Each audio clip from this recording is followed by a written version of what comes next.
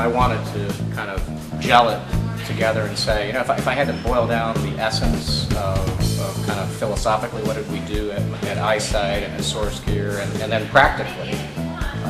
And so this is the first time I've really brought that all together. I thought the audience was pretty engaged, and so it was enjoyable for me. Was that context something you developed for the talk, or had you already used that before? This was a brand new context.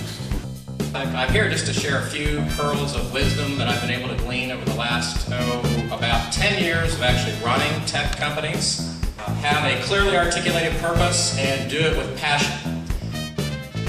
You hire the best people. You respect those people. You pay those people well. You reward them, and dare I say, you even go so far as to love them. Kind of an unpopular term, maybe in the rough and tumble approach to business, but that's what I decided I wanted to do. If I was going to devote my effort, I wanted to, do it with a group of people that are competent at what they do, and respect them at what they're doing, share some of our success with them, and that's what we were able to do at Eyesight. We didn't do it perfectly. We need to commit to excellence in both technology and in business. This is a fundamental underpinning of the companies that I believe have been successful with their technology, is they commit really on both fronts. And not just at the beginning. This is something that you have to kind of keep recommitting to with your resources, your time, your money, your strategy. You need to keep recommitting to this. The fourth of the 7 secrets, capital formation plan. This has got a lot of pitfalls in it. I'll just tell you straight up, this is where a number of big mistakes are made. With capital formation, I'm here to say you need to be very intentional, and you need to be very strategic about forming your capital plan. Number 5 is risk-taking with resilience. If you're going to make a technology enterprise fly, you're going to have to take some risk. That's just all there is to it. You may have to take a risk to hire a business person that costs a lot of money.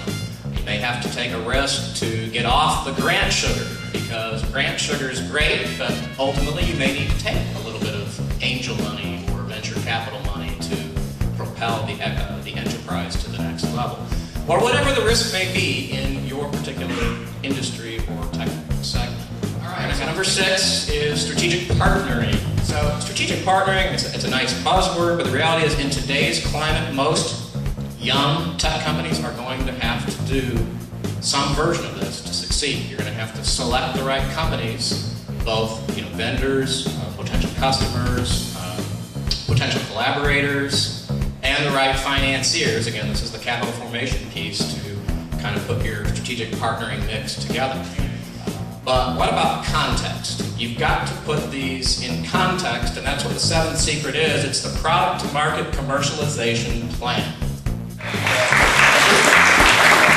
Greg, so what did you take away from today's speech? I thought Tim was a very dynamic speaker, good content, covered a subject of a startup through commercialization, and I think he's got a lot of strong points in there and a lot of very good experience.